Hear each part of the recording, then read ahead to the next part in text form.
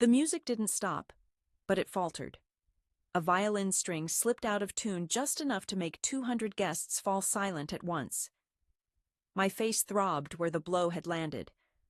Blood pooled in my mouth, tangy, jarring, and metallic. I caught the sound of champagne glasses scattering on the marble behind me. I stayed completely still, at least at first. My name is Sabrina Kelly, and I am 29 years old. And only moments before, my father, William Kelly, former Marine and reigning champion of our family's honor, had struck me across the face during Lucas's wedding. "You selfish child." He spat the words at me, his breath thick with bourbon and fury. "After all we've sacrificed for you." I turned to look straight at him, registering the slow, painful swelling just beginning on my lower lip. My mother had gone ghostly white, her hands shaking, not out of worry for me, but because of the spectacle unfurling. She darted a nervous look toward the head table, where the photographers had stopped in their tracks. I chose not to reply to him. Instead, I gazed right over his shoulder toward the real reason we'd all gathered here. My brother Lucas, still dressed in his fitted tuxedo, sat next to his bride, Maya. He remained seated, unmoved, simply grinning. Typical Lucas. Only a few minutes ago, he and Maya had cornered me near the dessert spread. My parents had instructed me to give up the Skycrest residence. "You're just one person," my mother said, as she arranged a platter of cupcakes, as though this was nothing out of the ordinary. "Lucas and Maya deserve somewhere to start their married life. Try to be fair." Fair? That was always their justification for anything they took from me to give to Lucas. I refused. Calm and direct, I told them no. I had bought that home myself, with my own money. It's where I live. Lucas and Maya are perfectly capable of finding their own place. So here I was now, his palm burning on my cheek, and my mother. I was still preoccupied with concerns about how the neighbors might react. I blinked once and offered a smile. Not out of composure or rebellion, but because everything suddenly felt obvious. "You'll wish you hadn't done this," I declared loudly, making sure everyone in the room overheard me. "Every one of you will." With that, I spun around and exited the ballroom. The sound of my heels struck the floor like the sharp rap of a gavel. No one came after me. Stepping outside, the chill met my skin, but I didn't flinch. I strode past the valet, then beneath the flower arch that my mother, Geraldine Kelly, had fussed over for so many weeks, and finally continued by the guests who made a show of ignoring me. My hands didn't tremble, but I could sense that something inside me had changed. It wasn't that I was shattered, more that I had finally found my footing. At the age of 24, I started setting aside money for the Skycrest residence. That meant 55-hour work weeks, skipping vacations, taking overnight shifts, and giving up weekends. I developed back-end software for banks and took on freelance contracts. I worked remotely at a small spot on Jackson named Sycamore and Wheat, where there were lengthy wooden tables, a view overlooking Puget Sound, and a barista named Peter who never pried. That place quickly became my sanctuary and stabilizing force. 4 years later, I managed to save enough for my own down payment. I accomplished that without any assistance. Not from my father, William Kelly, who insisted my investments should focus on finding a partner. Not from my mother, who described the place as too chilly, too contemporary, and too distant from relatives. I settled in by myself, choosing each furnishing intentionally for every area. The Skycrest residence became the first place that was entirely my own. Meanwhile, my brother, Lucas Kelly, had already cycled through 4 business ideas by that point. The previous one centered around drone and coffee deliveries. The previous one was something about dog NFTs, if I remember correctly. My parents stepped in to cover his losses each round, quietly and persistently. He stayed without paying rent in a condominium they owned known as Apartment 8B. Lucas and Maya had stopped paying rent. 3 months delinquent. Lucas was between jobs, yet for some reason, I was the one labeled as selfish. No one seemed to notice when I quietly withdrew from summer break gatherings, when my replies shrank to single words, and when I declined every Saturday brunch, every phone call that began with "we were thinking" and ended with "Lucas could use your help." They assumed my silence meant I had nothing on my mind.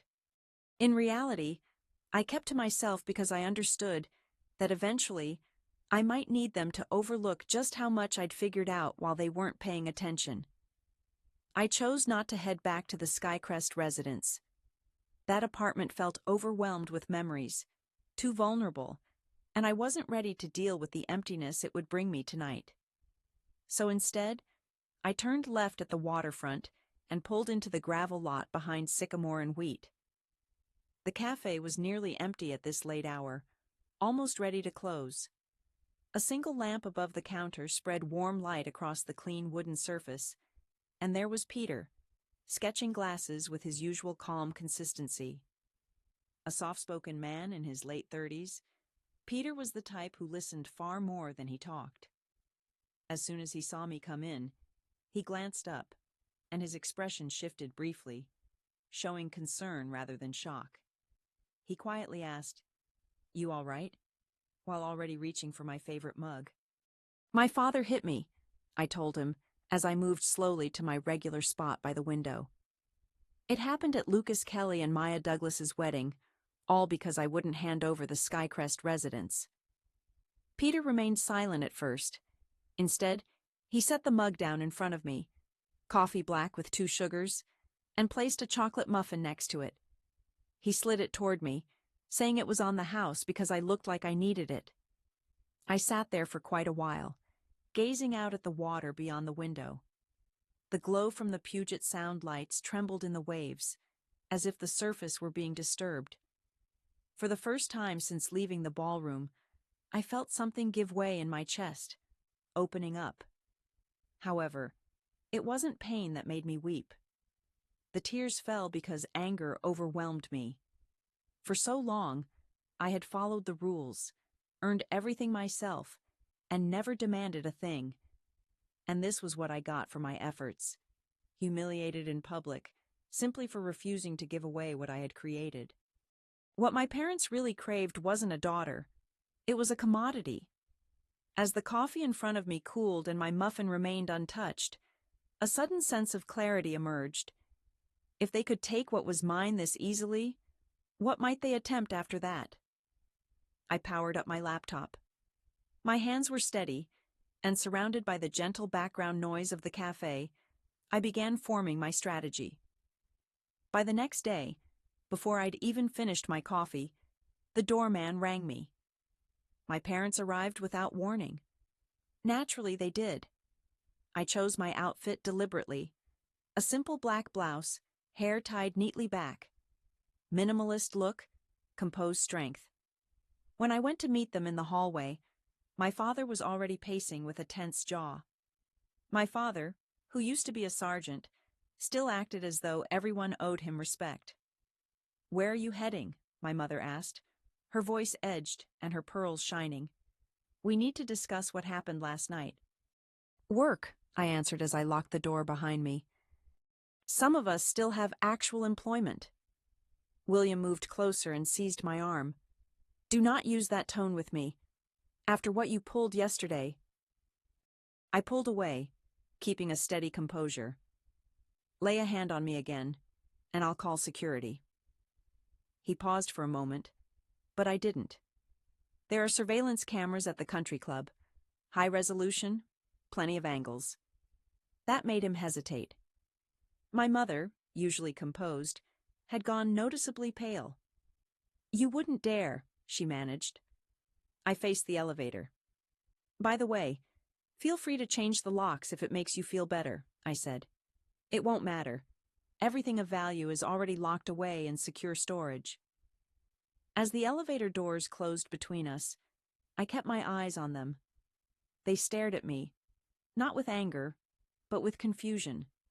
as if it had suddenly dawned on them that I was no longer the person they once pressured in the kitchen to sacrifice my weekends for quiet or for cash. My mother started off with attempts at making me feel guilty.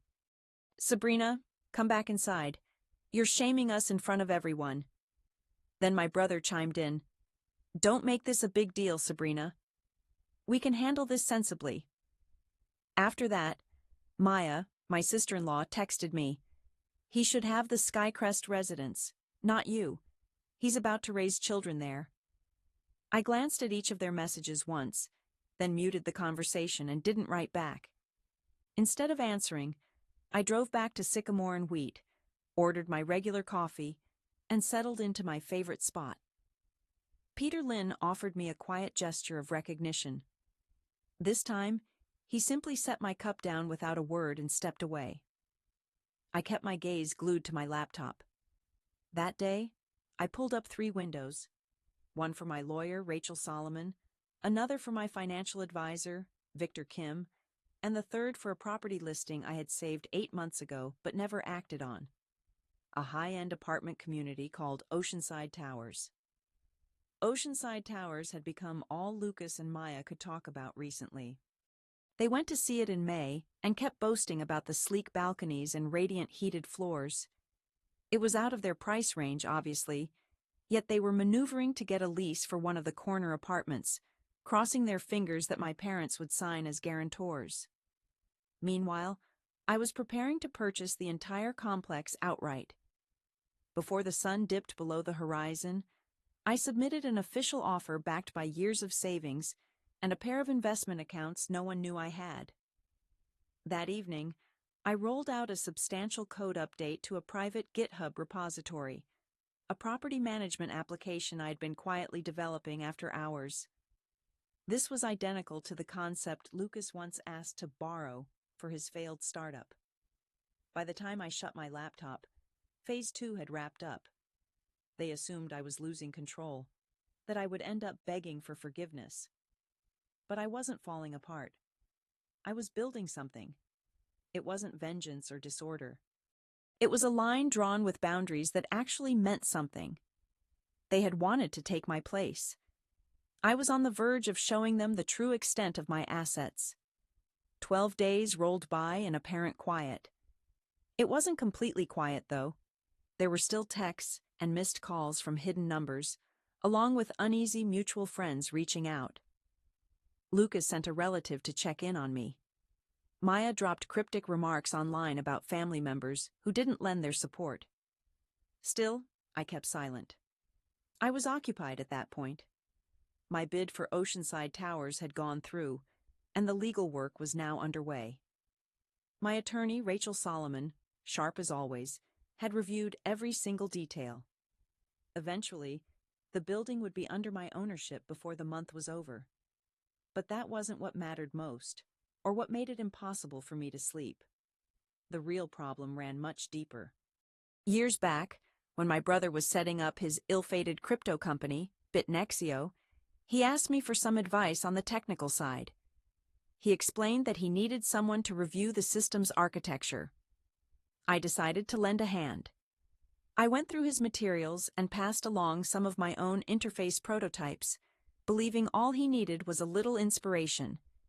He accepted my designs, slapped on new branding, and launched a public-facing system that was still about 80% my original code, untested, insecure, and carelessly modified.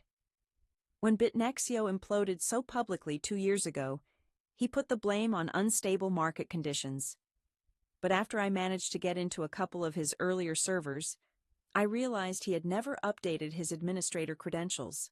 Naturally, what I uncovered went beyond just poorly written code.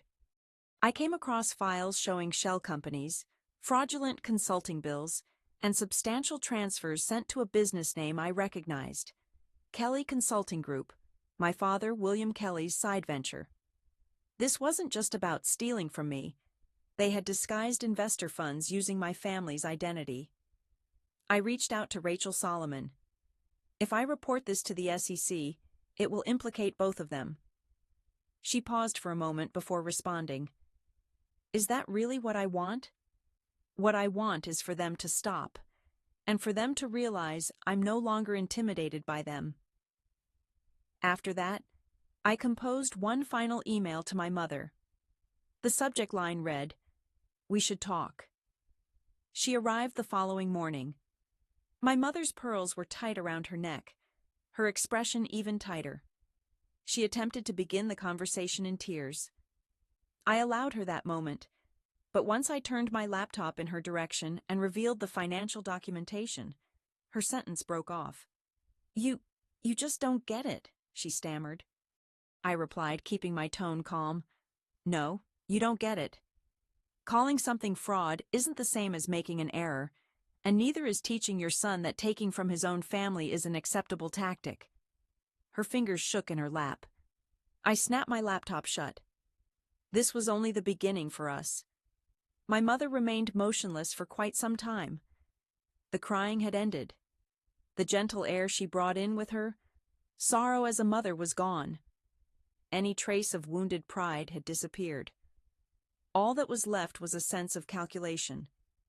She hadn't come to comfort. She was here to control. "What is it that you want, Sabrina?" she finally inquired. There was a strained, measured quality to her voice. It didn't waver or break. I told her that I wanted calm. No more calls, no more interference from others, no additional updates from Maya on social media accusing me of deserting the family. She gave me a slow blink. The Skycrest residence is mine by law, in fairness, and in truth, it's not to be touched. My money, my career, my plans, those are not up for discussion. And if you all refuse to respect that— I stared at her, this time truly noticing the woman who had always preferred quiet over honesty and manners over protection. The one who taught me that being her daughter meant learning to silently surrender the things I treasured while still smiling. I refused to let her have any of that now. At this point, I possess documentation that demonstrates my father's role in my brother's wrongdoing. I possess server logs, financial records, relevant documents, screenshots, and I even have video evidence of him striking me at a crowded location in front of witnesses. "You would tear apart your own family," she murmured. "No," I replied. "That happened when you demanded I surrender my place to live." When my father lifted his hand, and my brother observed with a grin, my expression fell ever so slightly, as if something within me broke, though it didn't quite show on my lips.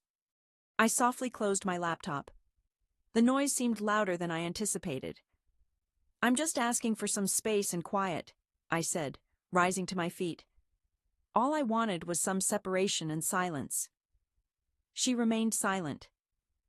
Just my mother collected her handbag and left the room. I lingered by the window for quite some time afterward, quietly watching as she vanished into a dark-colored sedan. There were no slammed doors or yelling of my name.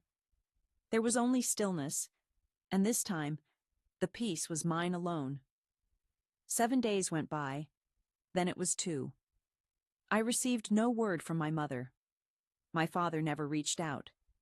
My brother remained silent online. Still, the lack of communication did not feel like relief.